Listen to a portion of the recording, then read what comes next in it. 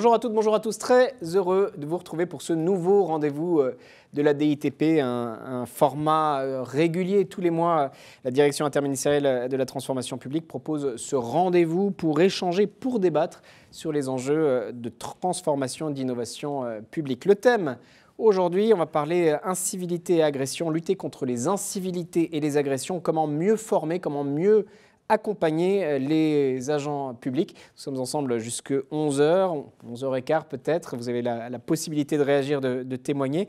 Nous allons vous présenter tout au long de cette matinée une formation sur ces enjeux d'incivilité et d'agression. J'échangerai dans un instant avec Marcel Guénoun, conseiller recherche et développement au cabinet du délégué à la DITP. Il a piloté cette formation, il nous en expliquera les enjeux, puis on échangera dans le cadre d'un regard croisé avec des décideurs, des managers publics. Mais pour lancer sans tarder cette matinée, je vous propose d'écouter ensemble Stanislas Guerini, le ministre à la transformation à la fonction publique.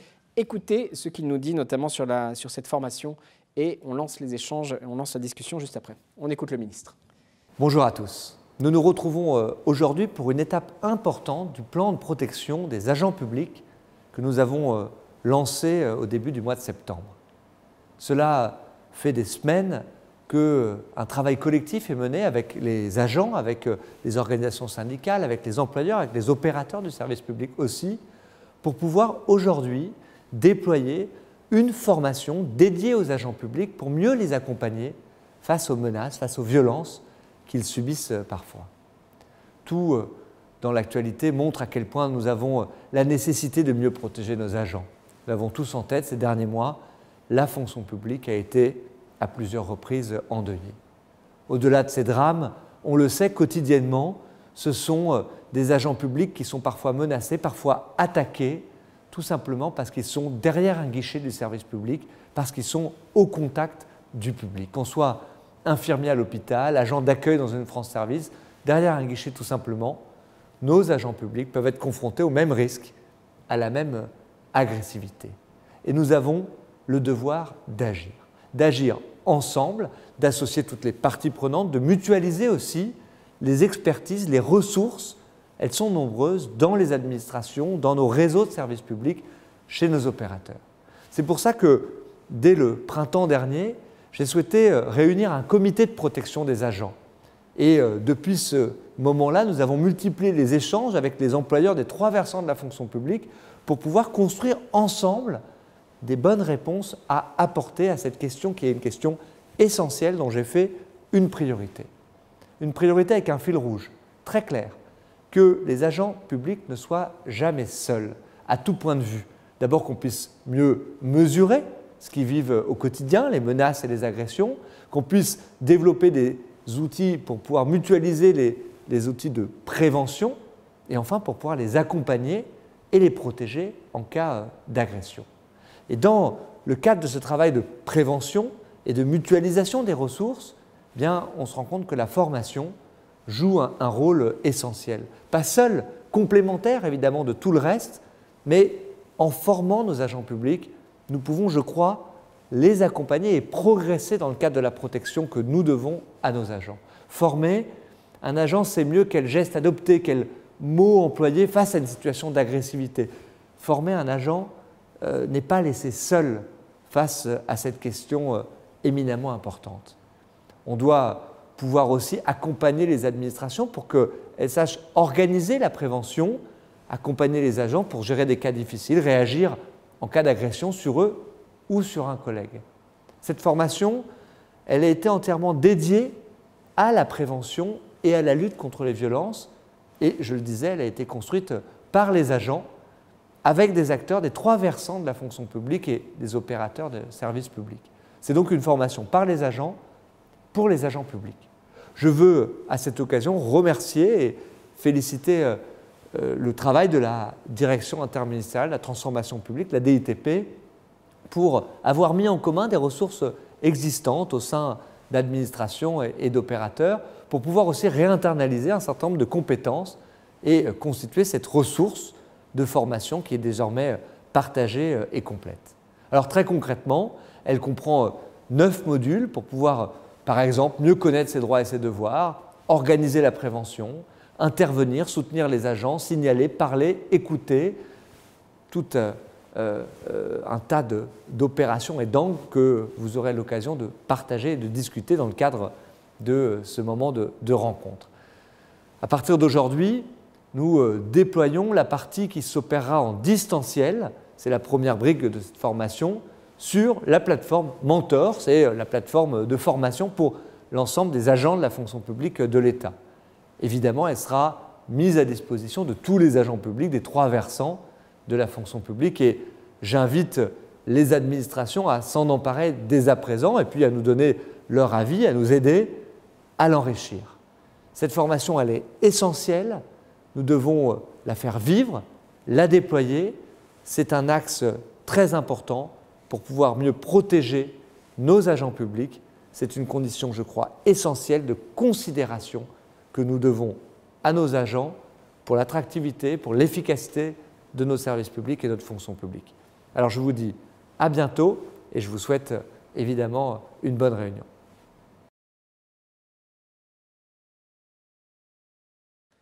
Merci beaucoup à Stanislas Guerini, ministre de la Transformation de la fonction publique, d'avoir présenté les enjeux, des mots forts, mieux protéger nos agents, un devoir d'agir, les accompagner, la formation, cette formation qui joue un rôle essentiel. Merci au ministre. Très heureux de vous retrouver. On est en direct.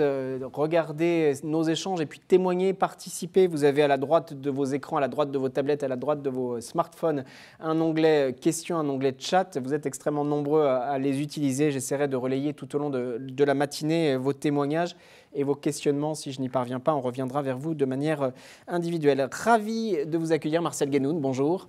Bonjour Sylvain Henry, merci de nous accueillir. Merci à vous, conseiller recherche-développement au cabinet du délégué Thierry Lambert. Vous avez piloté cette formation que vient d'évoquer le ministre Stanislas Guerini. Un mot, plus qu'un mot d'ailleurs, si vous voulez bien. Pourquoi cette formation sur les incivilités ?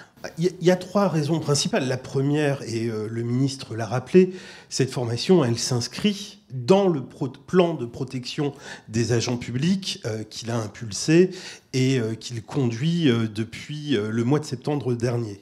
Il y a 2 autres raisons. Une première raison de fond qui appelle la deuxième, c'est que depuis la crise sanitaire, et c'est un point qui concerne l'ensemble des services publics, qu'il s'agisse des collectivités territoriales, de la fonction publique hospitalière, des administrations d'État, mais également des opérateurs de guichets, que ce soit des entreprises publiques, etc.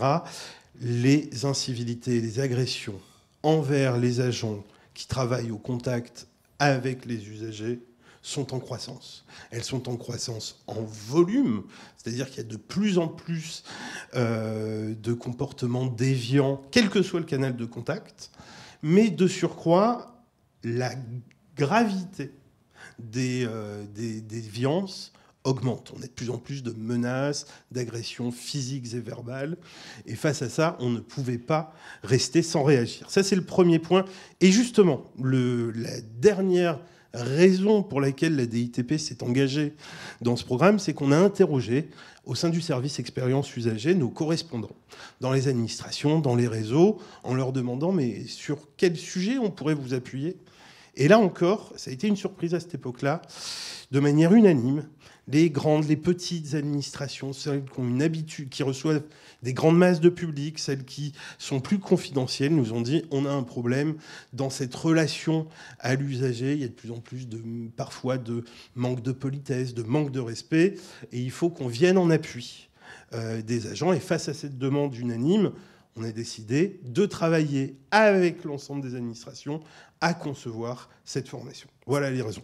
C'est important de le souligner, hein. Vous l'avez co-construite, vous nous expliquerez la manière dont vous l'avez développée. Le ministre l'a dit, cette formation va concerner à terme tous les agents, hein, des 3 versants, État, collectivités, hôpitaux. Des modules sont d'ores et déjà disponibles. Ces modules vont se développer tout au long de la semaine. Expliquez-nous, puis on va voir quelques éléments dans un instant, mais en quoi ça consiste concrètement ? En fait, cette formation, elle a 2 grands piliers. Un premier pilier qui commence à être accessible aujourd'hui, c'est le pilier distanciel. On vient de finaliser 9 modules de formation en ligne qui visent à sensibiliser les agents en contact avec le public, mais également leurs encadrants. On y reviendra plus tard, mais ce sont des cibles importantes également de cette formation. Et ces modules visent à prendre le problème des incivilités et des agressions de l'amont jusqu'à l'aval, du début jusqu'à la fin, c'est-à-dire comment prévenir les comportements irrespectueux, etc., en sachant d'ailleurs d'abord qualifier ce qui est acceptable de ce qui ne l'est pas. Ouais. Qu'est-ce qui est un manque de politesse? Qu'est-ce qui est une menace? Qu'est-ce qui est condamnable et qui ne l'est pas? Aussi connaître ses droits. Les agents, parfois, ignorent les droits dont ils bénéficient eux-mêmes dans la relation à l'usager. Et puis, comment on réagit? Qu'est-ce qui se passe après une incivilité? Puisqu'il y a un enjeu très fort, on y reviendra un peu plus tard, mais il y a le signalement. Une fois qu'un problème a eu lieu, il faut accompagner l'agent, mais pour qu'on puisse l'accompagner, il faut qu'il y ait un signalement. Mais cette formation en ligne, elle est absolument importante, elle n'est pas théorique, puisqu'on y reviendra encore tout au long de cette émission. On a eu à cœur, et c'est là où la collaboration avec les administrations a été essentielle, de faire échanger des professionnels, des praticiens avec des praticiens, c'est-à-dire qu'il y a plein de vidéos où des collègues racontent leurs expériences pour qu'on puisse discuter ensemble, réfléchir ensemble là-dessus. Mais en fait, il y a un autre pilier à cette formation, c'est on met à disposition de l'ensemble des administrations des outils pour pouvoir animer des ateliers d'échange sur les incivilités et les agressions dans chaque administration, dans chaque site, dans chaque service, pour que le dialogue se fasse entre agents. Je termine sur ce point, c'est le pilier essentiel. La recherche a montré, on a de nombreux exemples en la matière, que le meilleur moyen de former des agents à la prévention et à la gestion des incivilités et des agressions, c'est pas de leur livrer des recettes universelles. Il n'y a pas de recettes universelles, puisque chaque réaction, chaque problème est en fait ancré dans une situation, donc ça s'adapte à chaque cas. Mais donc le premier levier de formation, c'est d'en parler entre agents, de savoir, d'organiser le partage d'expériences entre ceux qui ont déjà été confrontés à des problèmes et qui ont inventé les solutions, qui savent s'adapter et qui ont cet art de l'apaisement de la relation pour pouvoir organiser la circulation de ces compétences au niveau local. Un enjeu d'échange et de dialogue. La régie, si vous voulez bien mettre la slide numéro 1, formation, prévenir et gérer les incivilités et les agressions dans la relation à l'usager, tous mobilisés, on la voit apparaître. Donc c'est sur l'espace, concrètement, sur l'espace Mentor, c'est bien ça? Tout à fait. Alors vous avez 9 modules qui commencent à être déposés sur Mentor. Il y en a ce matin 3 qui sont disponibles et d'autres qui seront rendus disponibles durant la semaine, sachant que les outils pour l'animation présentielle sont téléchargeables sur Mentor, mais certaines administrations, certains opérateurs n'ont pas accès à Mentor, et donc là, il suffit d'écrire au service expérience usager, vous avez l'adresse mail qui va apparaître, et on peut envoyer à la fois pour les administrations qui disposent de plateformes de formation, les SCORM, c'est un langage technique pour dire on vous la met à disposition, ou un lien vers un site internet où on peut consulter la formation. Donc la formation sera rendue accessible à tous. On le voit à l'écran, la slide sur la formation, c'est un espace, les modalités, par où commencer, durée totale, enfin tout cela est extrêmement clair. Vous avez souligné, Marcel Guénoun, le fait que dans ces vidéos, il y a beaucoup d'intervenants, de praticiens, de gens qui sont en première ligne. Je vous propose un témoignage, un monsieur responsable de la plateforme téléphonique à la MSA, Mutualité Sociale Agricole, Noureddine Assaoui. Regardez ce court extrait, une quinzaine de secondes, qui résume un peu les témoignages. La régie, si vous voulez bien lancer cette séquence, cette première séquence. Le cas le plus extrême qu'on m'a rapporté, c'est une maman qui passe sa fille au téléphone et qui dit « Tu vois ma fille, à cause de cette dame-là, tu n'auras pas de cadeau ce Noël ». Ce qui a très perturbé le collaborateur. Alors, très court extrait, on va en mettre des plus longs tout à l'heure avec des témoignages. Je vous rappelle aussi à 10h, dans une dizaine de minutes, notre grand regard croisé avec des témoignages de Pôle emploi, l'ANCT, l'hôpital de Poitiers, la Poste notamment, qui seront là. Vous l'avez dit, Marcel, cette formation est destinée finalement à tous les agents, à leurs managers, à leurs encadrants. Il s'agit de viser large, si je puis dire. Tout à fait. Alors, je reviens juste rapidement Oui, bien sur sûr. cet exemple que vous avez passé, je vous prie de m'excuser.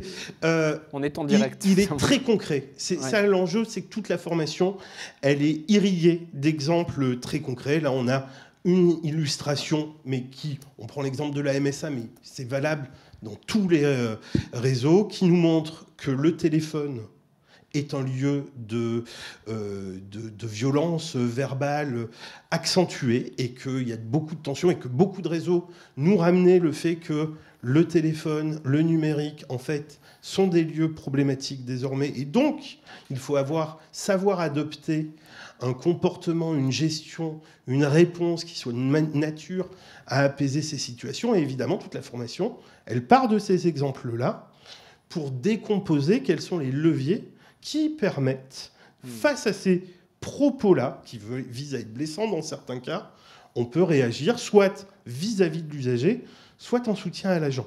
Et donc j'arrive à mon point. Effectivement, il y a 2 grandes cibles à cette formation.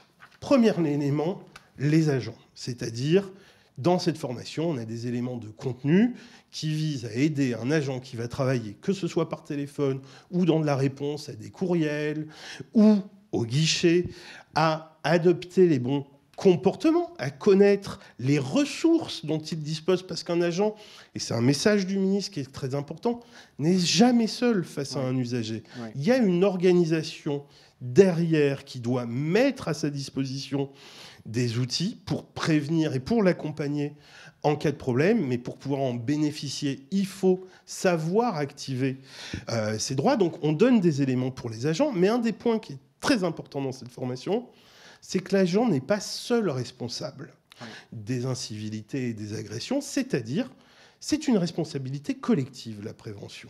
C'est celle de l'agent, mais c'est celle aussi de l'encadrement et derrière ça, de toute l'organisation. Et donc, on fait des modules qui sont dédiés aux encadrants pour les aider à savoir quels sont les rôles qu'ils doivent tenir en soutien à un agent. Qu'est-ce que je fais quand je suis encadrant, quand je vois un agent qui est dans une relation difficile à un usager, comment j'interviens, comment je reprends le relais, en fonction du niveau de gravité, dans quelle mesure et selon quelle modalité j'appelle à des soutiens extérieurs, des forces de sécurité, des forces de l'ordre. Et ensuite, une fois que l'incident est terminé, qu'est-ce que je fais pour accompagner et réparer cet agent qui est en difficulté? Et le message qu'il y a derrière, c'est qu'il faut à la fois aider les agents, mais il faut aussi aider les encadrants à aider les agents. Et donc, la prévention, elle ne concerne pas que les agents, mais elle concerne tout le monde. Tout le monde a un rôle à jouer pour prévenir et réagir face aux situations qui ne sont pas acceptables. Stanislas Guérini le disait tout à l'heure, vous pouvez revoir si vous prenez en route ou si vous regardez le replay, vous pouvez voir par ailleurs son intervention, que les agents publics ne soient jamais seuls, les accompagner, les protéger.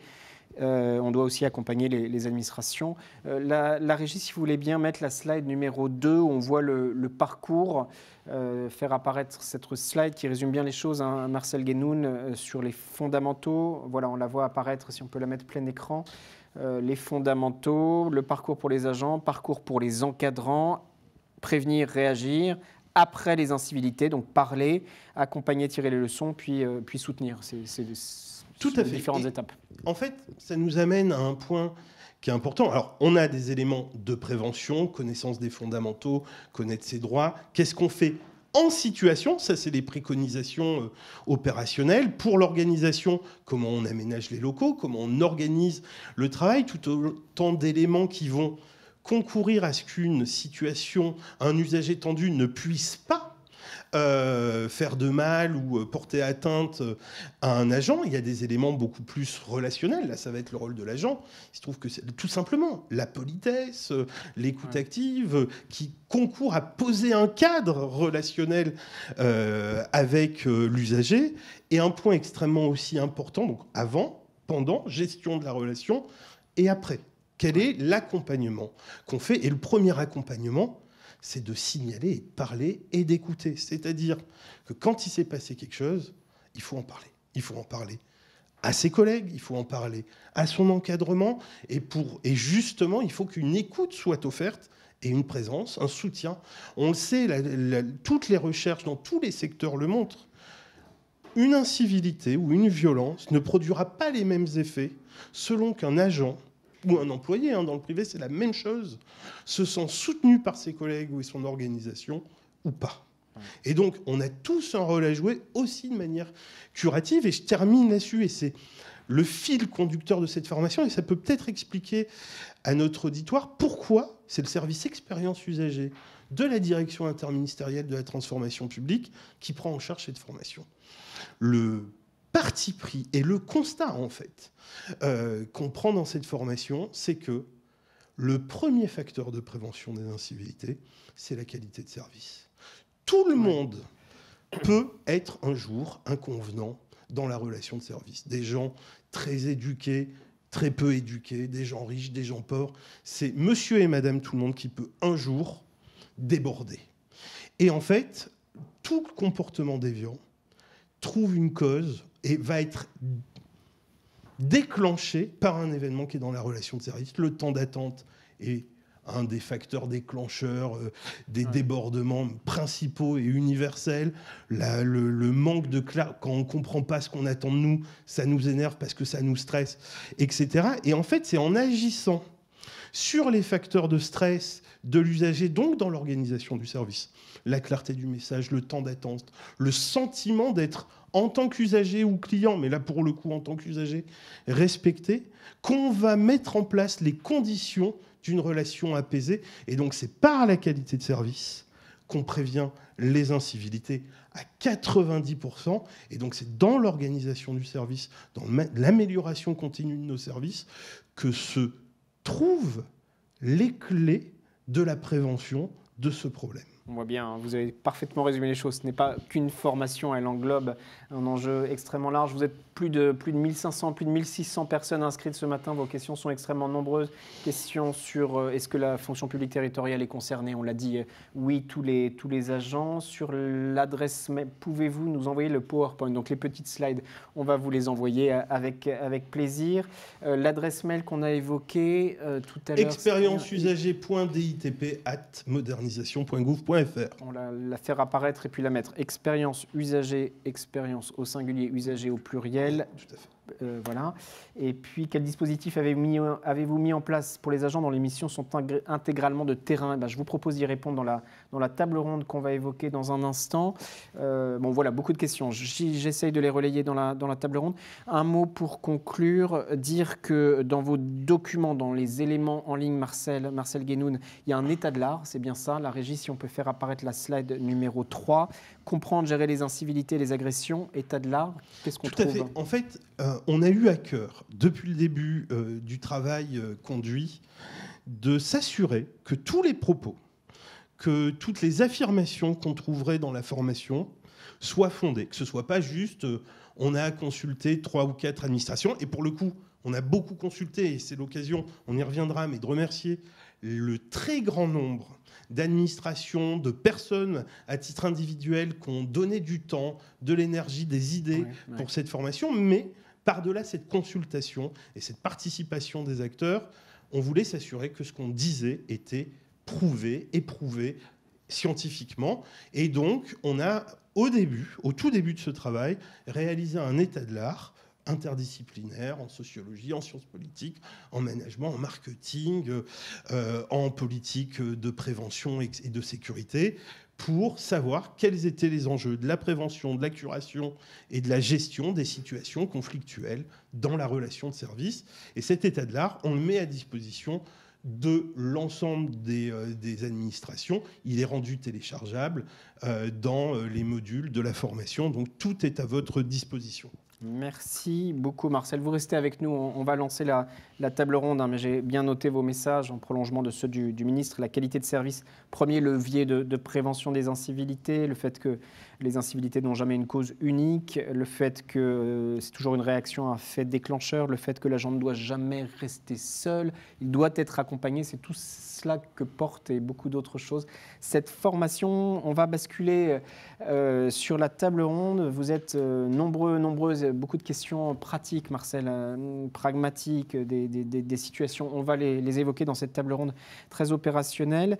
J'accueille dans un instant les représentants de Pôle emploi, de l'Agence nationale pour la cohésion des territoires, du CHU de Poitiers, de la Poste et une élève cadre dirigeante de l'EN3S. Regardez, le temps que mes intervenants s'installent, cette petite séquence vidéo, les incivilités et les agressions, c'est quoi? On regarde et on fait la table ronde juste après.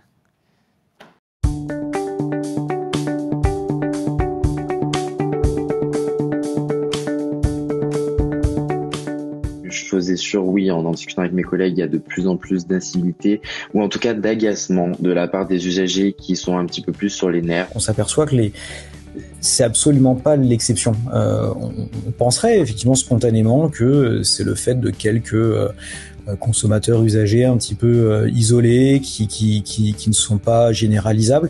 Et en fait, même si c'est assez difficile de mesurer l'incidence des comportements déviants et des incivilités en particulier, on s'aperçoit quand on passe en revue les différentes études, que ce soit aux États-Unis, au Royaume-Uni, en Thaïlande, en France aussi, quels que soient les secteurs, on s'aperçoit qu'en fait, ça va être la règle, ça va pas du tout être l'exception. Ça peut être de plusieurs niveaux, on va dire, ça peut aller juste de la personne qui arrive agacée et qui parle sans aucune politesse et en étant un peu agressif, quand il va voir qu'on s'occupe de lui, qu'on va répondre à ses questions et qui au fur et à mesure va se calmer, jusqu'à des cas un peu plus extrêmes où il va y avoir des insultes ou des menaces parfois, pas de passage à l'acte en tout cas de ce que j'ai pu en voir jusqu'à maintenant. Rare d'en arriver là quand même, mais ça peut, ouais. Bonjour à tous, rebonjour de retour en direct pour cet atelier, ce rendez-vous de la DITP, deuxième atelier, deuxième rendez-vous de la DITP, lutter contre les incivilités et les agressions, comment mieux former, comment mieux accompagner les agents publics. On vous a présenté cette formation lancée par la DITP, intervention du ministre Stanislas Guerini, intervention de Marcel Guénoun. Je vous propose de basculer vers la table ronde, regard croisé, regard concret avec mes 6 intervenants. Bonjour Véronique Balestra, merci d'être là. Vous avez le micro, Madame la directrice adjointe du programme France Service à l'Agence nationale pour la cohésion des territoires. À vos côtés, Stéphane Gouault, bonjour. Vous avez le micro également, directeur de la sécurité des personnes et du patrimoine à la direction de la sécurité globale du groupe La Poste. Christophe Balthus, bonjour. Bonjour. Monsieur le directeur des sites de Poitiers-Loudun, c'est bien ça, au CHU de Poitiers. Charline Nicolas, bonjour. Bonjour. Merci d'être avec nous, directrice générale adjointe à Pôle emploi, stratégie, affaires institutionnelles et des sujets de sûreté, c'est bien cela. Dans le public, si je puis dire, Amandine Besse, bonjour. Vous avez le micro que vous partagez avec Marcel, élève cadre dirigeante à l'École nationale supérieure de la sécurité sociale. Vous avez travaillé tous, vous êtes intervenus sur cette formation. Amandine Besse, vous avez travaillé sur ce qu'on appelle un jeu de situation dans le cadre d'un projet de recherche. Vous nous en parlerez. Marcel, vous êtes toujours avec nous. Marcel Guénoun, conseiller recherche et développement au cabinet du délégué. Beaucoup de questions, peut-être je les passe très vite avec vous. Marcel, avant de lancer la discussion, combien de temps dure la formation en distanciel pour ces 9 modules? Nous demande monsieur Jean-Christophe Arnautou, que je salue. Alors, la formation dure 3 heures, mais en fait, c'est ce qui sera disponible sur la plateforme Mentor. Mais il faut savoir que chaque administration pourra faire le choix de prendre tout ou partie des modules. Donc, la longueur dépendra de ce qui sera sélectionné par chaque administration. Mais nous, on a mis à disposition 3 heures de modules. La revue de l'état de l'art qu'on a évoquée tout à l'heure, est-elle ou sera-t-elle diffusée? Elle sera complètement rendue accessible.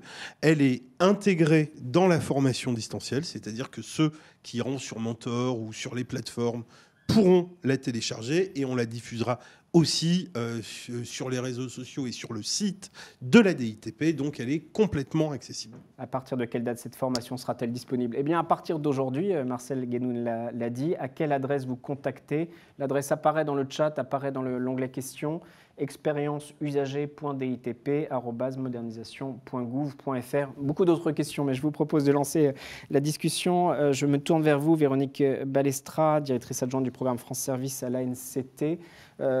Pour lancer la discussion, à tous les 6, incivilité, agression envers les agents en contact avec les usagers, quels sont les enjeux dans votre domaine d'intervention? Alors, France Service, ce sont près de 2600 guichets de services publics sur tout le territoire. Donc, autant d'espaces d'échange positifs pour la plupart, hein, c'est 95% de retours positifs et satisfaits. Il y a néanmoins le petit pourcentage de situations d'échange qui ne devraient pas se tenir, qui se caractérisent par des injures, des menaces, des mots désagréables. Et en fait, pour nous, l'enjeu, c'est effectivement la qualité de service au public et rassurer les agents, les former, les accompagner, pour que la relation se passe au mieux. Merci beaucoup Stéphane Gouault, monsieur le directeur de la sécurité des personnes du patrimoine à la direction de la sécurité globale du groupe La Poste. Incivilité, agression, on va vous voir témoigner dans un extrait de vidéo. Quels sont les enjeux? On voit une des problématiques qui montent, vous le constatez? Alors déjà une petite précision terminologique qui tient à cœur au sein du groupe La Poste, c'est vraiment bien préciser la différence entre les agressions et les incivilités. Parce que les incivilités, c'est une notion générique qui n'a pas vraiment de valeur juridique et qui parfois fait un espèce de melting pot auquel on ne comprend rien et auquel nos partenaires institutionnels, police et justice, sont assez peu habitués. Donc, ce qui est important, c'est vraiment de séparer les deux. Quand on est victime d'une agression physique, on est victime d'une agression physique et ce n'est pas une incivilité. Alors évidemment, les agressions physiques, ce sont les faits les plus graves. Heureusement, ce sont les moins nombreux également. Pour autant, leurs répercussions sont très fortes. Mais on est aussi extrêmement attentif à ce qu'on appelle les incivilités du quotidien, puisque celles-ci, même si elles n'ont pas forcément une connotation pénale qui permettrait par exemple de déposer plainte, par leur récurrence, leur répétition quotidienne, sont extrêmement pénibles pour nos collaborateurs. Donc on s'attache vraiment à cette distinction terminologique, parce que ce sont deux phénomènes différents auxquels des plans d'action rattachés ne peuvent pas être les mêmes. La Poste est très présente, évidemment. Ce sont nos agents qui sont en contact avec le public. Alors, on a deux types de métiers. On a les agents qui sont dans les bureaux de poste dans lesquels on pourrait penser qu'ils sont plus en sécurité parce qu'ils sont dans un bâtiment qui appartient à la Poste. On est chez nous avec des systèmes de vidéo, etc., etc. Néanmoins, ce sont... Alors, il y a peut-être un petit souci de micro, me dit-on. Est-ce que vous pouvez juste switcher voilà. Allez-y, on vous a entendu, bien sûr. Oui, donc deux métiers différents dans les bureaux de poste, tout d'abord. Hein, et il faut savoir que les postiers qui interviennent en bureau de poste, les agressions, les incivilités constituent la première cause d'accidentologie, donc la première cause d'absentéisme. Donc c'est un enjeu extrêmement important pour nous. Donc ce sont des agents qui interviennent dans un bureau qui appartient à la Poste, qui est relativement sécurisé, évidemment, avec système vidéo, etc., mais qui ne les protège pas des réactions violentes des clients. Et ensuite, on a un autre type de métier au sein de la Poste, que sont les facteurs, les livreurs de colis, qui, eux, sont exposés à des risques très différents, puisqu'ils interviennent sur la voie publique et parfois aussi vont dans les domiciles des clients. On est en train de développer de nouveaux services à la Poste, dans le domaine de la santé, dans le domaine, par exemple, du portage de repas, notamment en zone rurale. Et donc, ça veut dire que nos collaborateurs rentrent maintenant dans les domiciles. Donc, ça veut dire qu'il faut qu'on réfléchisse à de nouvelles actions pour les protéger. Et en un mot...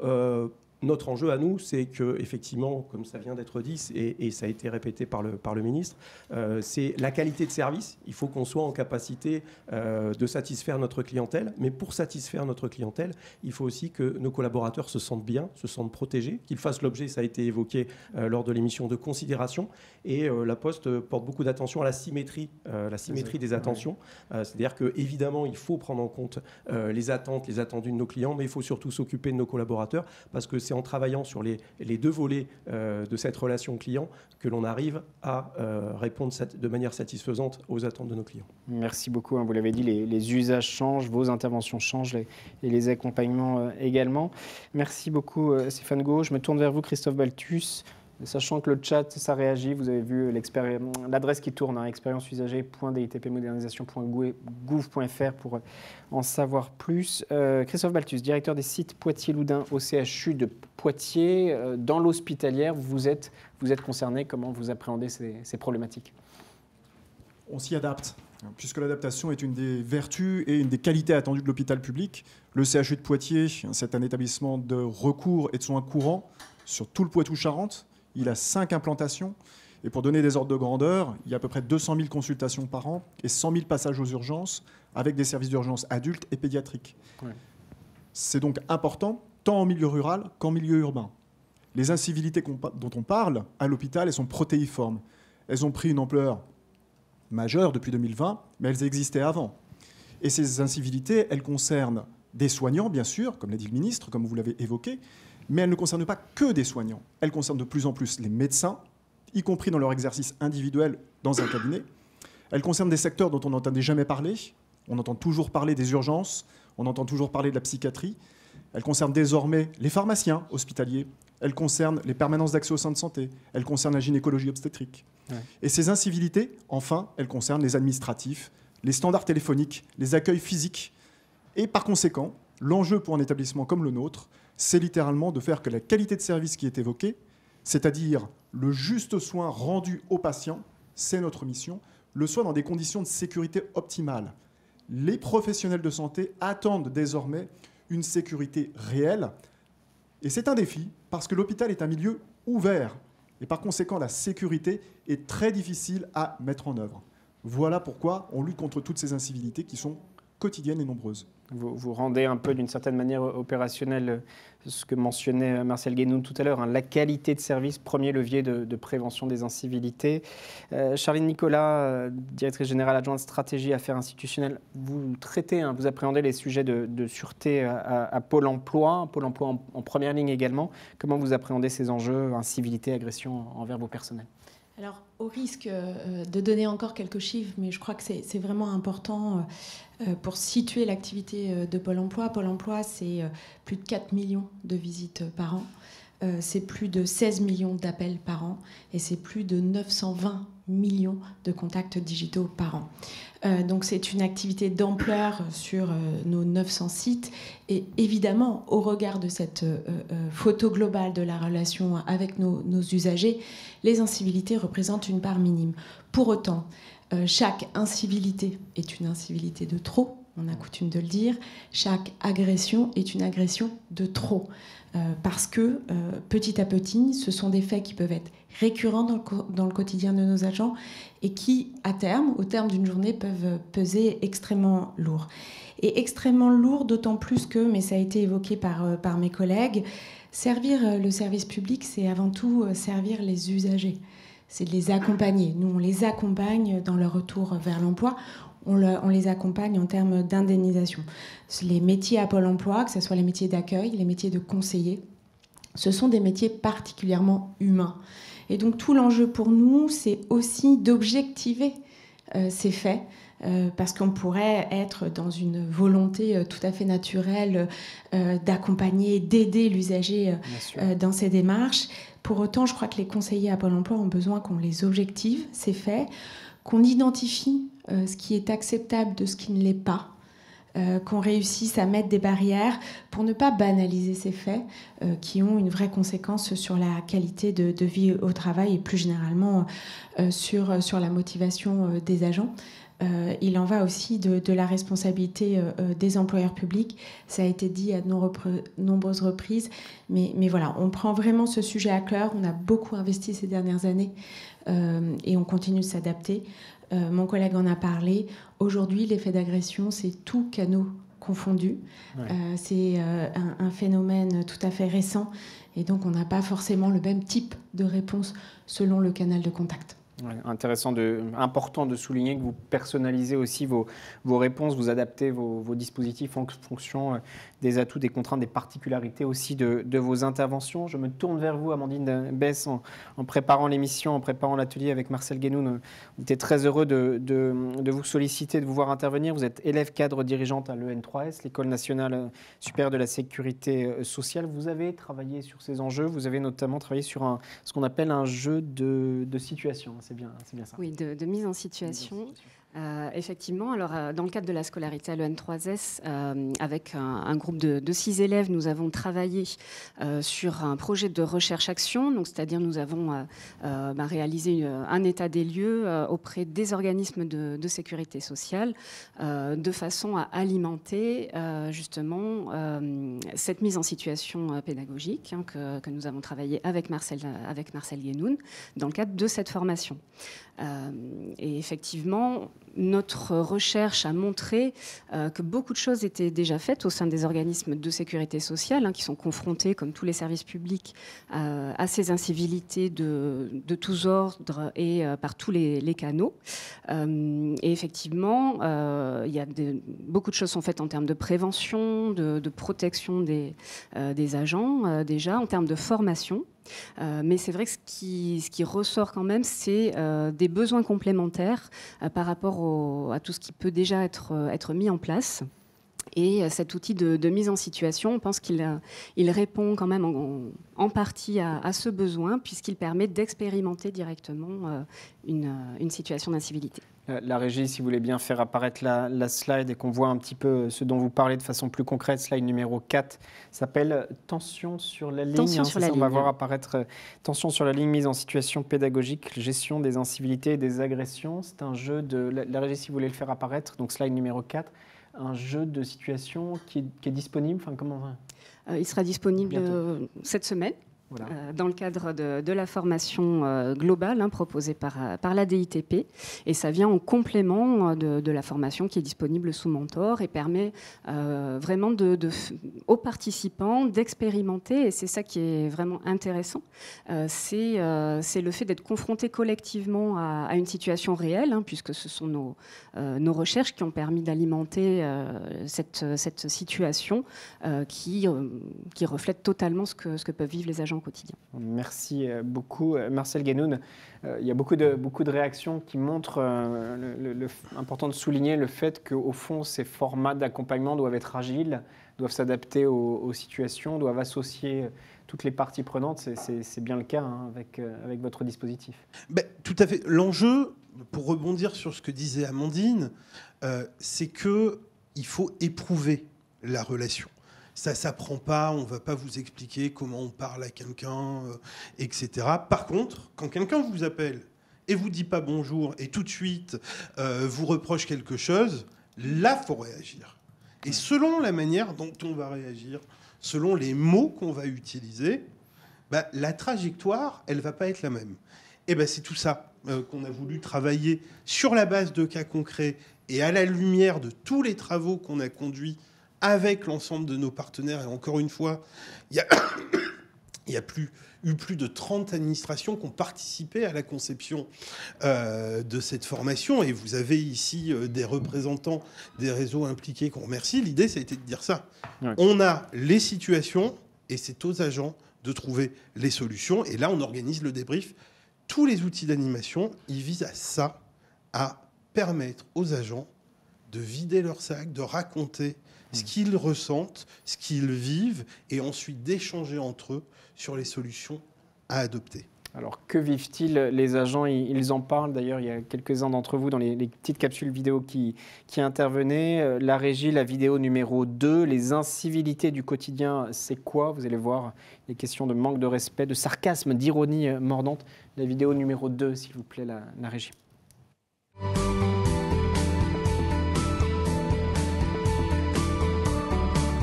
D'abord, c'est le manque de respect.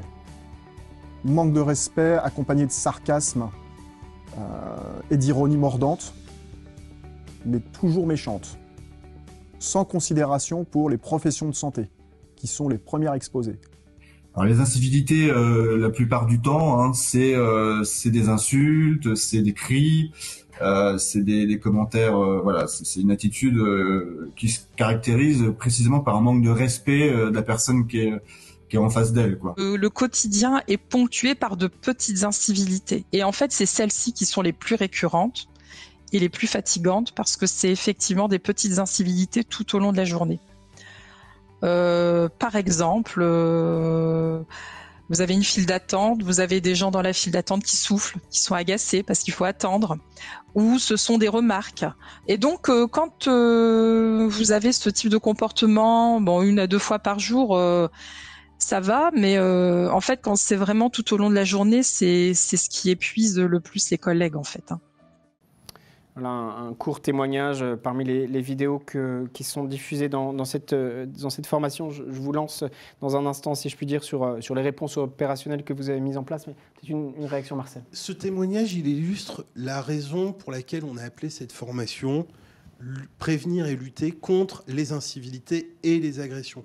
Comme le disait M. Gouault tout à l'heure, l'enjeu, c'est de traiter les deux. C'est-à-dire les incivilités, le petit manque de respect du quotidien qui ne va pas donner lieu à une suite juridique, ça ne se gère pas de la même manière qu'une agression physique et verbale sur laquelle il faut qu'il y ait une réaction de l'agent et de l'institution derrière qui puisse aller parfois jusqu'à une suite juridique. Mais bon, ce n'est pas la seule solution, ça en fait partie. Mais pour autant, ne pas mettre le tabou sur le fait qu'il y ait des agressions physiques et verbales, c'est important et on les traite dans la formation. Mais il ne faut pas oublier pour autant que 80-90%, comme l'a dit la dernière intervenante dans votre capsule, le cœur du problème pour les agents au quotidien, c'est les petites incivilités. Et ce qu'on appelle les petites incivilités, ça ne veut pas dire qu'elles sont bénignes. Par leur récurrence, par leur fréquence, elles ont une capacité de destruction de la confiance en soi des agents qui est absolument considérable et qu'il faut traiter. Et c'est pour ça que cette formation, elle adresse les deux situations. Merci beaucoup, Amandine Besse, à vos côtés. Oui, justement, en complément, ce qui est intéressant dans les tests qu'on a pu réaliser par rapport à la mise en situation, c'est que ces petites incivilités, tout le monde ne les vit pas de la même façon, en fonction de l'expérience, en fonction de la personnalité. Et ce qui est intéressant, c'est que dans cette mise en situation, les participants sont 5 ou 6 généralement, et discutent collectivement de la conduite à tenir face au comportement de l'usager qui est présenté dans le jeu. Donc, ça permet vraiment de confronter les ressentis et les points de vue et finalement de se mettre d'accord collectivement sur les seuils de tolérance, sur les définitions des incivilités. Merci beaucoup. Une question dans le chat. Y aura-t-il un replay de ce webinaire pour les dom-toms? Conséquence du décalage horaire. Évidemment, toute la séquence est disponible juste à la fin du webinaire, à la fin de l'atelier. Vous pouvez tout revoir. Véronique Balestra, pour poursuivre la discussion sur les actions que vous mettez en place contre les incivilités du quotidien et en quoi cette formation peut vous appuyer, vous aider. Alors, j'ai envie d'abord de répondre à la deuxième question parce qu'en fait, on a testé cette formation donc avec Marcel. On était invité par la préfecture des Bouches-du-Rhône et donc en fait, on a testé avec la direction de la Poste, PACA, avec la caisse primaire d'assurance maladie de Marseille. Donc en débrief, on en a discuté hier avec Guillaume Clédière en se disant que on envisageait quand même de la rendre obligatoire. Le directeur de France Service à la NCT. Le directeur du programme France Service. La vertu de cette formation, c'est incroyable. En fait, c'est un espace où on peut baisser la garde. Et on peut baisser la garde, échanger, raconter. Alors, on l'a dit, hein, pour nous, par exemple, sans doute, une des premières incivilités les plus récurrentes, 80%, ce sont des femmes, des conseillères. Et les insultes sexistes, les réflexions sexistes envers les conseillères sont fortes. C'est ce qu'on a entendu quand on a fait cet échange. Elles n'ont pas lieu d'être, c'est inacceptable. Quand on le sait soi-même, on a beau être conscient du fait que ce n'est pas normal, on vous le dit. Quand ce sont d'autres collègues, c'est ce qui s'est joué dans la formation, d'autres collègues, d'autres services, de la CEPAM expérimentés, de la Poste, des partenaires France Service qui viennent vous dire « mais non, ça n'est pas normal, il ne faut pas ». Et quand la hiérarchie est là également et porte ce message et dit « moi aussi, ça peut m'arriver aussi d'être agacé devant ce genre de situation ». Donc voilà, ça c'est la vertu de la formation, on va la rendre obligatoire. Et pour vous répondre rapidement, donc France Service est un réseau récent, on insiste beaucoup sur la qualité de service. Ce que j'ai dit, donc on offre une formation à tous les conseillers, conseillères qui prennent leur poste pour qu'ils soient bien armés pour accompagner les démarches. Et donc cette formation, elle est aussi continuée, elle est conçue avec l'ensemble des partenaires, avec Pôle emploi, avec la Poste, la justice, les impôts, enfin voilà, toutes ces institutions. Et il y a aussi du partenaire, je suis désolée d'être longue, mais c'est l'esprit de la formation. Il y a aussi sur le terrain, donc être formé, et puis un réseau déjà, quand les conseillers travaillent, en fait, ils ont un réseau de partenaires qu'on dit de back-office pour les situations un peu compliquées pour échanger. Il y a des animateurs aussi, voilà, leur temps de travail vient d'être passé à plein temps. C'est une décision du dernier comité interministériel de transformation publique, qui sont des conseillers. Et du coup, cette formation, elle va vraiment trouver sa place parce que c'est cet esprit-là, cet esprit de coopération, d'échange et de se dire on travaille ensemble pour le service au public, on est engagé, hein, c'est ce qui a été dit, mais ça ne mérite pas pour autant de se faire maltraiter. vraiment. Et du coup, c'est toujours bien de se l'entendre dire et d'avoir quelqu'un avec qui parler. Absolument. Merci beaucoup, Véronique Balestra. Stéphane Gouault, en quoi cette formation est utile? En quoi elle vient appuyer des actions concrètes que vous avez déjà développées? Alors, effectivement, on a beaucoup échangé avec Marcel Guénoun et ces échanges ont été extrêmement enrichissants mutuellement. Ça nous a permis d'identifier tous les points de progrès que nous avions mutuellement. Les points sur lesquels nous avons beaucoup travaillé à la Poste, c'est d'abord savoir recenser et analyser. C'est un enjeu extrêmement important. C'est que les agents racontent ce qui leur arrive, parce que souvent, ils le gardent pour eux. Donc, c'est essayer de libérer la parole. Donc, ça veut dire qu'il faut qu'on ait un outil assez facile d'accès qui leur permette de signaler les faits dont ils sont victimes. Donc ça, on a essayé de mettre ça en place. Et ensuite, qu'on soit en capacité de les analyser. Un exemple très concret, on s'est par exemple rendu compte que 30% de nos agressions se concentraient sur 3% de nos bureaux de poste. Donc il va de soi qu'on ne va pas abandonner les bureaux dans lesquels il y a moins de faits, parce qu'il faut accompagner tout le monde, mais on ne va pas déployer les mêmes actions selon le degré d'intensité auquel sont exposés nos bureaux de poste. Donc recenser, analyser, c'est vraiment un élément important. On l'a évoqué longuement, et évidemment former. Alors là, il y a 2 axes sur lesquels on travaille plus particulièrement. C'est déjà bien accompagner le management, parce que ça part d'en haut. Il faut que le management soit sensibilisé, soit en capacité d'accompagner ses collaborateurs. Au niveau, comme les managers absolument, de proximité. Absolument. Et qu'on donne aussi de l'importance à ces actions de formation. Alors, ce qu'on fait à la Poste, c'est qu'on a un dispositif qui s'appelle la formation bureau fermé. C'est-à-dire qu'on ferme le bureau pendant une demi-journée parce que c'est le meilleur moyen d'avoir l'ensemble de l'équipe. Parce que le problème souvent des formations, c'est qu'on a du mal à avoir tout le monde et que la réponse aux incivilités, aux agressions, c'est une réponse collective. Donc il faut qu'elle se travaille ensemble. Donc recenser, analyser, former. Ce qui est important aussi, c'est de répondre systématiquement aux incivilités, aux agressions. Alors on ne répond pas de la même manière, on l'a évoqué tout à l'heure. Si ce sont des incivilités du quotidien, on ne va pas déposer plainte parce que ce n'est pas une infraction pénale. Néanmoins, on peut adresser une lettre d'avertissement, par exemple, à l'auteur des faits. C'est important de marquer le coup.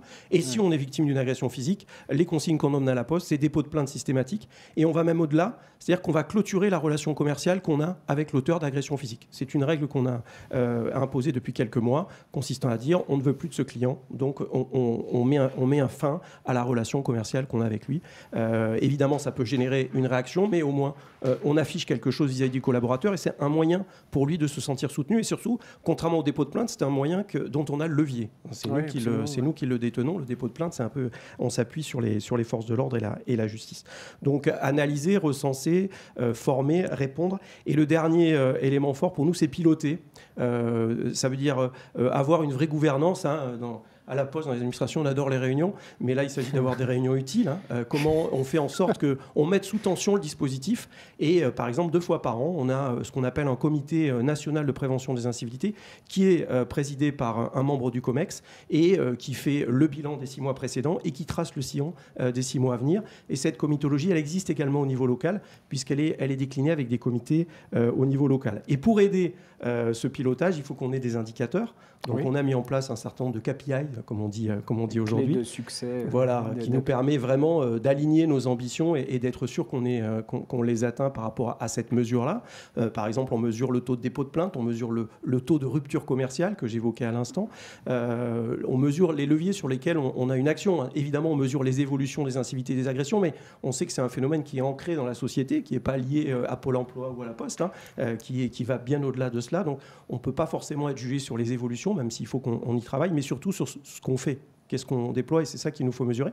Et le dernier élément dans la mesure, c'est d'avoir l'avis des principaux concernés. Que pensent les postiers des actions que l'on déploie? Donc là, on met en place des sondages réguliers de ressentis postiers et on leur demande, voilà, que pensez-vous des actions qu'on a réalisées? Finalement, ça, pour conclure, c'est dire, il n'y a pas qu'une seule action. Voilà. Il n'y a pas de formule magique non plus, parce qu'on voit que le phénomène, il reste très ancré et très compliqué.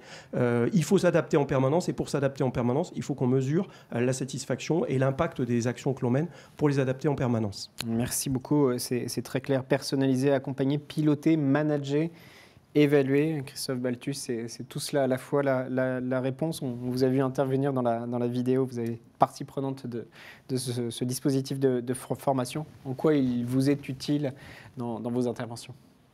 C'est vrai que la direction doit donner l'exemple, vous l'avez dit tout à l'heure. Concrètement, ça signifie que le directeur de la sûreté et de la sécurité hospitalière que je suis est amené à intervenir au renfort des équipes ou des cadres. Donc on a 3 axes pour la politique du CHU. Mais parmi ces axes, toujours faire preuve de fermeté et d'empathie simultanée pour faire face aux incivilités, aux agressions. Ça signifie que l'ensemble des professionnels de santé sait que la sûreté peut intervenir dans des délais courts à tous. Alors, on est en direct. Je crois qu'il faut que vous preniez le micro juste à côté, me dit la régie. On vous entend très bien. Allez-y, je vous en prie. Premier axe, c'est de sensibiliser le public. C'est malheureux à dire, mais si le public sait qu'il y aura une réaction ferme ou qu'il est surveillé, il fait davantage attention.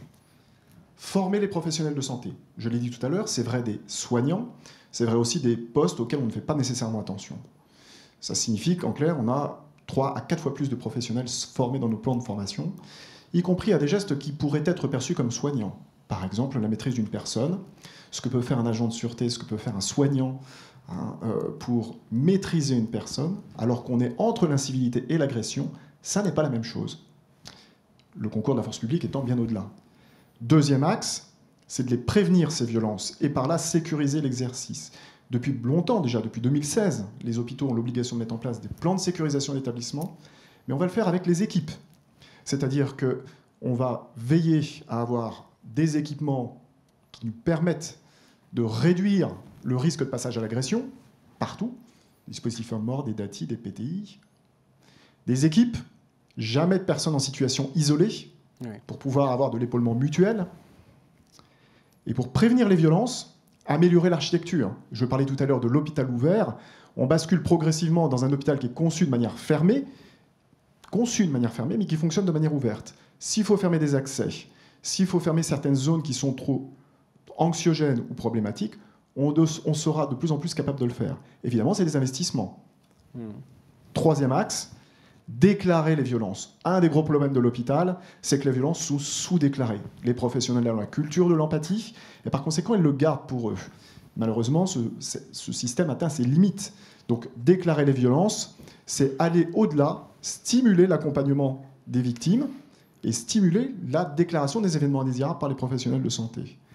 Au final, la fermeté, l'empathie, la réactivité et le professionnalisme irriguent chacune de nos politiques. Et lorsque des incidents se produisent, on débriefe immédiatement. On n'attend pas 15 jours. Cette réactivité, elle est indispensable. Les soignants croient à la hiérarchie lorsqu'elle agit vite et promptement.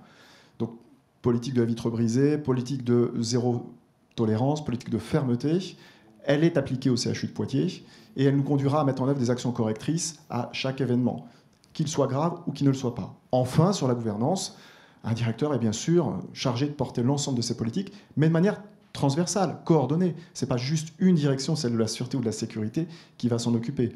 C'est vrai d'une direction des ressources humaines, c'est vrai de la qualité de la gestion des risques. C'est vrai bien sûr aussi des affaires juridiques.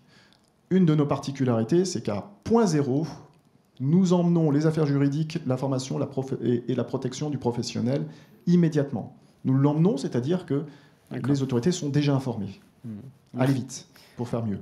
Merci beaucoup. Ça rejoint les enjeux clés de cette formation. Après, vous l'avez dit, après une incivilité, parler, il faut parler côté agent, il faut écouter côté encadrant, côté manager, puis réfléchir aux manières d'éviter les récidives. De votre côté, Charline Nicolas, alors comment cette formation vient aussi en prolongement, en complément de dispositifs que vous avez lancés ? Alors sur les dispositifs, ils sont nombreux et ils rejoignent très clairement ceux déjà mis en place dans d'autres réseaux. 3 types de dispositifs. Premièrement, tout ce qui relève de la prévention et donc de la formation. On a développé à Pôle emploi depuis plusieurs années une formation de gestion et de prévention des situations difficiles à l'accueil qui s'applique depuis plusieurs années, depuis 4 ans, à l'ensemble des nouveaux entrants à Pôle emploi. Donc tout nouveau collègue qui arrive à Pôle emploi va suivre cette formation de façon obligatoire. C'est une formation assez longue, c'est 2 jours entiers qui permettent aux agents de repérer les situations difficiles et donc les signaux d'alerte, qui permettent aux agents d'explorer les communications verbales et non verbales, qui permettent d'avoir aussi de l'empathie, explorer aussi tous les mots et les attitudes qui peuvent permettre de désescalader, entre guillemets, une situation.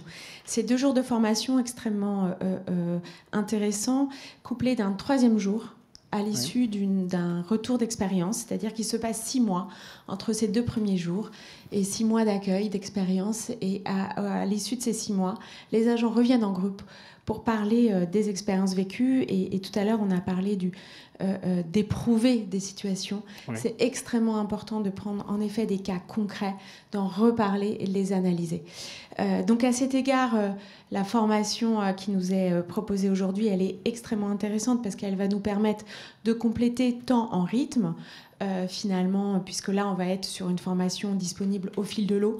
Donc ça c'est extrêmement précieux. Ça nous permet surtout d'objectiver les seuils de tolérance, d'objectiver les réflexes métiers. Nous, finalement, on avait construit cette formation avec nos experts. Je trouve ça extrêmement intéressant, quelque part, de définir un standard. Oui.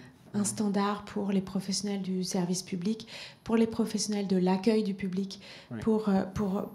Qui sont vraiment au cœur de la relation usagée.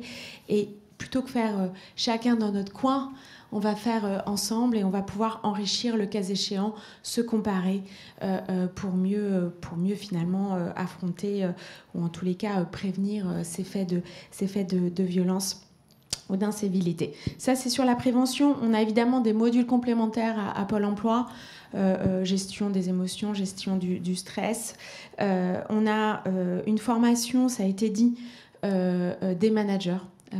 Quel que soit le niveau de responsabilité, que ça va du directeur d'agence au directeur régional. On a vraiment une formation de nos responsables de sûreté à tout niveau de l'établissement public. Et enfin, évidemment, en termes de prévention, on a tout ce qui est outillage, bouton d'alarme, alarme. Juste un mot quand même sur le traitement, ça a été dit. Je pense que c'est extrêmement important de recueillir, de traiter et de piloter les signalements des agents. On a une conception très très large de ces signalements. C'est à la fois des signalements d'incivilité à Pôle emploi, mais aussi d'agression physique et verbale et de menaces. C'est à la fois des signalements de personnes qui sont victimes d'incivilité, mais également témoins. Et je pense que, mais ça a été dit, la chaîne de traitement de ces signalements est extrêmement importante et peut conduire à des solutions tout à fait différentes selon le cas d'espèce. Ça peut aller d'une gestion de crise, d'un soutien psychologique, d'un dépôt de plainte. Bref, il faut que ça soit adapté au cas par cas. Enfin, dernière action, c'est la sensibilisation. On en parlait. Oui. Ça peut se faire tout à fait simplement. Et cette année, dans toutes nos agences, on a conduit une campagne de sensibilisation, de prévention des incivilités via l'humour, voilà, qui permet de dire les choses en les disant peut-être de façon un peu légère, mais qui permettent à chacun, lorsqu'il rentre dans une agence, de connaître le cadre de confiance qui s'applique à lui. Merci beaucoup, Charline Nicolas. Il y a un échange très riche dans le chat. Vous êtes nombreux, vraiment plus de 1500, plus de 1600 personnes inscrites. Personne qui dit, Michel Cassier, que je salue, isolé, je suis parfois complètement seul, pas rassuré en cas d'agression ou de malaise. Madame Thierry qui répond, moi aussi, parfois je suis seul. Et puis cet échange se poursuit assez touchant. L'agent est très souvent travailleur isolé. Vous parlez de banalisation dans le chat. Regardez cette capsule vidéo, cet extrait que je vous propose, la régie numéro 3. On donne la parole à l'ANCT. Vous mentionnez Guillaume Clédière, le pilote du dispositif France Service. Il nous parle de banalisation, qui est un enjeu important sur lequel cette formation insiste. La régie, la vidéo numéro 3, s'il vous plaît.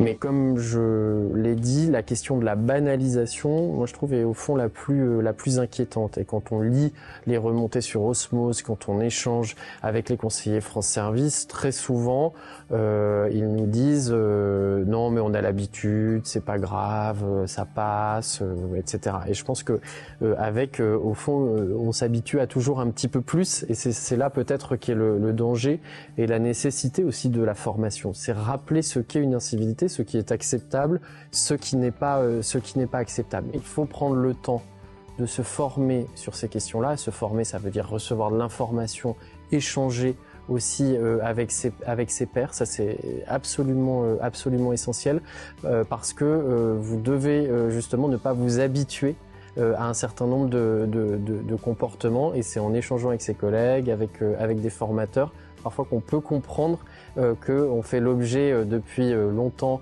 de comportements qui ne sont pas acceptables et qu'on les a intériorisés d'une certaine manière. Voilà, un extrait parmi d'autres, et puis je vous renvoie sur Mentor, je vous renvoie à l'adresse expérience-usager.ditp-modernisation.gouv.fr.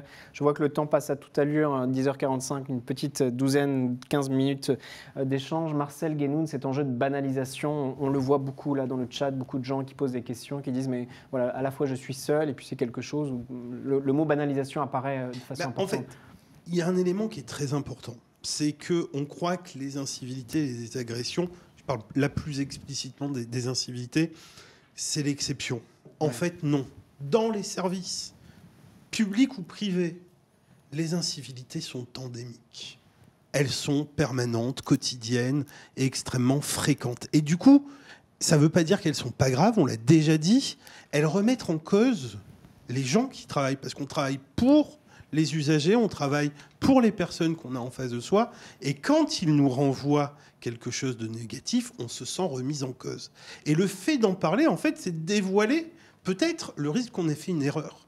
Et il y a une tendance au tabou de l'agent. Je ne vais pas signaler parce que peut-être que j'alerte que j'ai fait quelque chose de pas bien, et même des institutions elles-mêmes, parce que si demain vous rapportez que dans votre agence, dans votre site de travail, il y a plein de problèmes, alors peut-être que c'est de votre faute.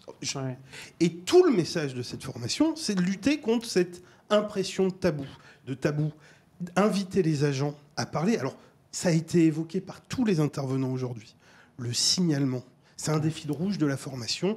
Et le message qu'on ne cesse de répéter, mais vous le verrez dans la formation, sous 75 formats, c'est il faut dédramatiser le signalement.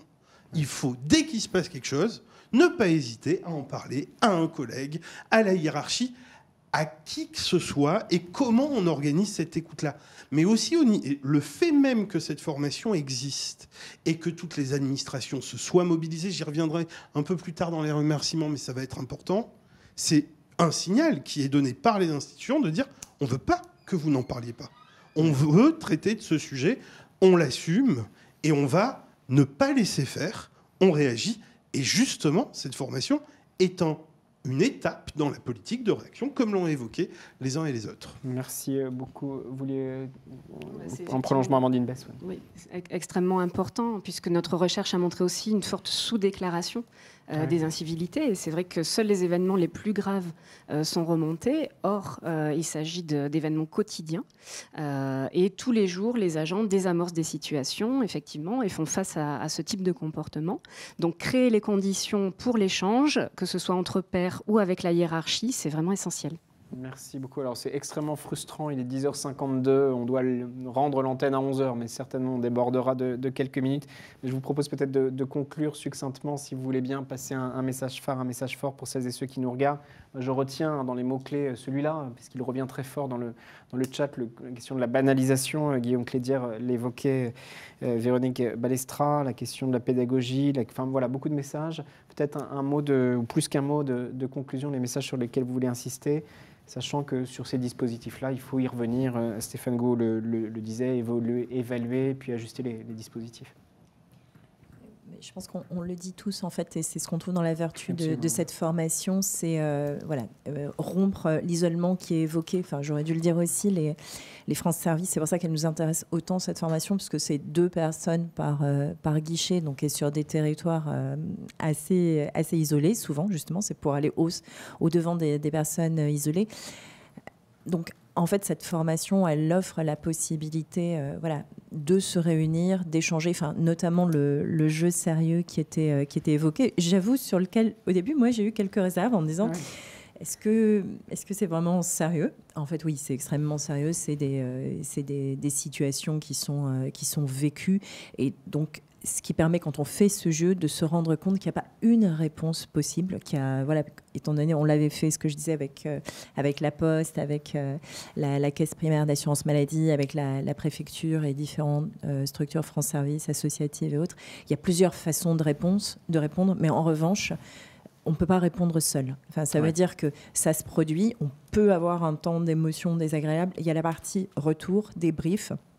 en parler avec l'équipe, avoir des temps institutionnalisés et puis voilà, faire remonter par un canal ou un autre et l'endossement par la hiérarchie, mais tellement fort, tellement important, enfin justement de dire moi aussi je l'ai vécu et voilà, et non ça n'est pas normal et non voilà, on va pas laisser faire, même si c'est pas la situation zéro parce que ça n'existe pas, mais on va pas lâcher l'affaire et on va pas vous laisser. Donc et la formation, c'est ça qu'elle offre, cette possibilité de se réunir. C'est voilà, moi je retiens, je suis intéressée par ces après-midi de bureaux fermés pour se former. Mais... Voilà, des pratiques inspirantes. Juste je vous donne la parole, Stéphane Gouault, mais la régie, si vous voulez bien faire réapparaître comment on dit, le jeu de mise en situation, mise en situation pédagogique. C'est la slide numéro 4 qui va apparaître. Stéphane Gouault, le message phare, le message fort peut-être sur lequel vous voulez insister, le fait qu'on est à une étape, évidemment, les dispositifs et puis l'évaluation va se poursuivre. Non, juste dire que c'est une belle mobilisation. Et je pense que c'est important parce que le phénomène est quand même ancré dans la société. On se rend compte que les gens n'aiment pas trop les contraintes. On a vu pendant la période de crise sanitaire où on a demandé de respecter des jauges, de porter le masque. Ça a été vraiment le paroxysme pour nous des agressions et des incivilités. Donc tout nouvel événement a des répercussions dans le quotidien de nos agents. Alors, il faut changer les choix du direct. Voilà, merci la régie. Je change de micro. Et un élément aussi qui est important, c'est qu'il faut effectivement donner les outils à nos collaborateurs et bien aussi leur expliquer qu'ils ont des efforts particuliers à faire. Ils en sont conscients parce qu'ils savent qu'ils ont une mission, en tout cas souvent de service public, à délivrer aux usagers, aux clients. Mais ça les engage aussi, eux, et que ce n'est pas toujours que de la faute du client. Je pense que c'est un élément qu'il ne faut pas perdre de vue. Il faut éclairer. Il faut qu'on fasse des efforts particuliers aussi en termes d'accueil. Et ce travail, il est réalisé et je pense que c'est important qu'on le poursuive, qu'on l'amplifie, parce qu'il est logique que des usagers, des clients qui viennent nous voir et qui attendent quelque chose de précis en termes de prestations, qui représentent souvent des enjeux très forts. À Pôle emploi, c'est des questions de métier. Nous, c'est de l'argent parfois qu'ils viennent récupérer. Dans les hôpitaux, c'est lié à la santé. Donc les enjeux sont extrêmement forts et les réactions peuvent être extrêmement vives parce que, évidemment, quand on parle d'enjeux, quand on parle de santé, tout ça résonne avec beaucoup de force chez les personnes. Donc il faut aussi que nous, on soit attentifs à tout cela. Je pense que c'est important. Merci beaucoup Stéphane Gouault. Christophe Balthus, effectivement, on parle de problématiques essentielles. Vous, c'est la santé publique. À l'heure où la fidélisation des personnels de santé est un enjeu majeur pour les hôpitaux, beaucoup de soignants quittent l'hôpital. Moi, ce que je retiens, et vous l'avez très bien dit, c'est que cette formation, elle est indispensable à ne pas s'habituer, à ne pas subir, et à permettre à nos professionnels de santé, aux institutions dans leurs ensembles, de lutter contre les outrages. Parce que les outrages, c'est qualifié. Qu'on soit dans l'incivilité ou l'agression, les outrages sont qualifiés. Trop souvent, les soignants ont encore peur d'être considérés comme en réserve. Ouais. Donc, restaurer l'estime de soi d'un professionnel, du service public, et lui faire savoir individuellement, collectivement, qu'il y a des dispositifs de protection, l'outrage, c'est à faire. Il faut persévérer, puisque c'est à ces conditions-là que nous assurerons la continuité de la mission de service public qui est la nôtre, et j'insiste sur ce mot-là, ainsi que l'adaptation. Merci beaucoup Christophe Balthus. Dans son intervention, si vous prenez en route, vous pouvez la revoir. Stanislas Guerini parlait d'attractivité, de fidélisation. C'est aussi de cela dont il s'agit. Charline, Nicolas, on l'a compris, cette formation, ces dispositifs, c'est une étape. Vous allez intensifier, vous allez développer ces problématiques. Tout d'abord, merci, et vraiment merci à la DITP et au ministre pour cette initiative. Aujourd'hui, comme nous le montre cette table ronde, on fait front. On fait front collectivement et c'est un plus parce que l'agent ne doit pas être seul face à une incivilité, mais je crois que les institutions, les organismes de service public, ils ne doivent pas non plus être seuls face à cette situation et face à cette hausse générale dans la société du niveau de violence. Donc c'est une réponse collective à un problème collectif. Et donc, ça fait du bien de se le dire. Donc, on va mobiliser cette formation activement à Pôle emploi. Moi, je retiens 3 choses. Il n'y a jamais une seule solution, on a plusieurs. Elle doit être adaptée au cas par cas, à la fois au métier, mais aussi au type d'agression et d'incivilité. L'incivilité et les menaces, c'est l'affaire d'une équipe et d'une ligne hiérarchique et de responsabilité. Ouais. Et enfin, verbaliser, extérioriser, prendre du recul.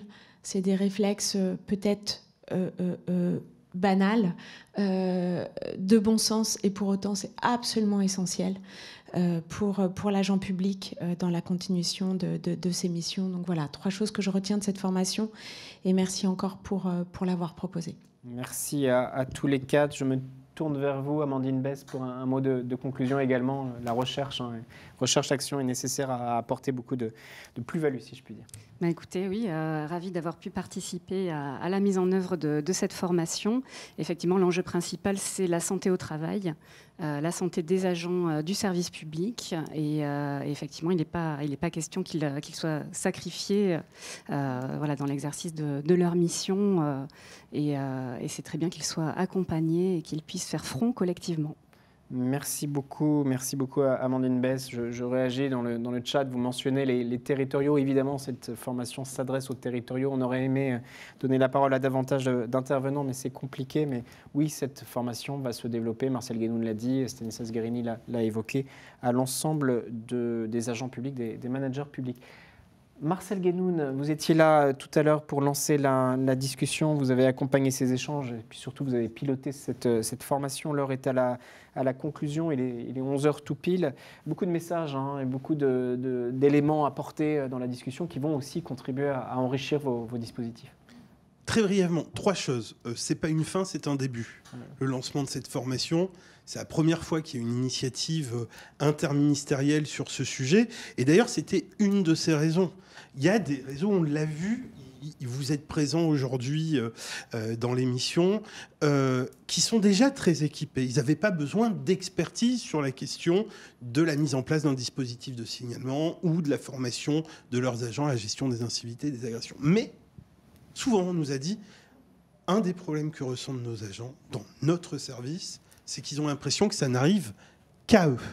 Et montrer que c'est un problème qui est partagé, qui fédère les services publics, qu'on soit dans la territoriale, dans l'hospitalière, à Pôle emploi, à la Poste, en France Service, etc., c'est important. Et pour le coup, il se trouve qu'en plus, c'est vrai. Donc, d'une part, ça commence à répondre à ça, mais on l'a vu, il y a plein de sujets qui ne sont pas encore traités. Les agents qui travaillent de manière isolée, en dehors d'un site d'accueil, sur pièce et sur place, chez l'usager, etc. Donc on l'espère progressivement compléter cette formation avec des modules supplémentaires, des illustrations supplémentaires. Et l'idée, c'est de travailler continuellement avec nos partenaires à inventer ensemble des éléments de réponse en soutien aux agents. Et justement, maintenant qu'on aura cette formation, on a une base de travail et d'échange pour accompagner le groupe de travail qui a été lancé par le ministre. Ça, c'était le premier point. Le deuxième point, en guise de conclusion, c'est le thème qu'on aborde pourrait laisser à penser qu'on ne voit l'usager que comme une menace. C'est pas du tout le message qu'on veut passer. C'est pas ce qui est dit ni ressenti par les agents comme par les institutions. On travaille bien pour et avec l'usager, et il est une partie de la solution. C'est-à-dire que d'une part, les agents, les institutions elles-mêmes, et c'est ça l'intégration dans l'amélioration continue, elles sont conscientes qu'une partie de la cause des incivilités et des tensions, elle dépend de notre action. Il y a une forme d'incivilité des institutions quand on ne répond pas à des demandes, quand on n'est pas clair, etc. Alors, ça n'excuse rien, mais nous aussi, on doit travailler là-dessus. Ça, c'est un premier point. Et l'usager aussi, si on lui explique les règles, les conditions de la relation, alors on va l'amener à être un acteur de ce respect mutuel que l'on cherche. Et c'est ça l'expression clé autour de cette formation, c'est du respect mutuel. On doit du respect à l'usager. L'usager nous en doit en retour. Et c'est un équilibre relationnel que l'on essaye d'atteindre ensemble et dans le cadre de cette formation. Et je termine, et c'est le point le plus important, qui m'a marqué tout au long de ce travail. Je crois qu'on est presque usé de discours bien pensants sur la solidarité entre les agents publics, etc., qui sont dits institutionnellement, formellement, etc. Pour le coup, moi, tout au long de cette année passée à travailler avec les administrations, j'ai été confronté presque systématiquement à des gens qui nous disent « Ah, c'est un problème pour mes agents, donc c'est un problème pour moi, je veux faire quelque chose. Des administrations ou des opérateurs très équipés en formation qui nous disent, attendez, si vous nous sollicitez pour qu'on vous donne un élément de formation, un éclairage, une intervention, si c'est pour venir en aide aux agents publics qui sont face à des situations, qui font face à des situations difficiles, alors vous pouvez compter sur moi, on sera présent. Et cette contribution, cette mobilisation collective en soutien, elle n'a pas été institutionnelle, elle n'a pas été communicante, elle a été réflexe, spontanée et nécessaire.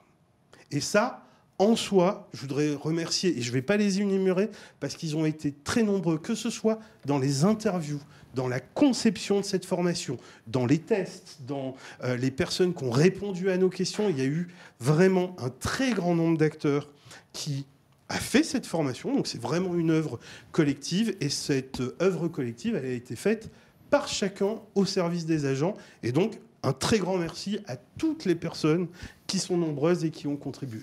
Merci beaucoup et merci à vous, Arsène Guélenou. Merci à tous les 5, Charline Nicolas, Pôle emploi, Christophe Balthus, CHU de Poitiers, vous êtes très engagés, Stéphane Gouault, groupe La Poste, Véronique Balestra, merci d'être venue pour l'ANCT. Amandine Besse, on salue votre travail, je renvoie vers le jeu de mise en situation pédagogique qui est disponible en ligne. Il y avait une question, Marcel, sur l'état de l'art. Oui, l'état de l'art est disponible en ligne. Merci à Stanislas Guérini d'avoir lancé nos travaux. Merci à vous, Marcel Guénoun, conseiller recherche et développement. L'intégralité de nos échanges, comme tous les rendez-vous de la DITP, seront disponibles en replay dans la foulée. Merci beaucoup d'avoir été extrêmement nombreuses et nombreux à nous suivre ce matin. Je vous donne rendez-vous pour le prochain rendez-vous de la DITP. Ça se passera le 11 décembre. 11 décembre sur le même créneau, 11 décembre 9h30, 11h30. On parlera réglementation, rendre agile la réglementation pour doper l'innovation économique. On parlera des dispositifs portés par France Expérimentation. Je vous dis donc rendez-vous le 11 décembre 9h30. Merci beaucoup, à très vite.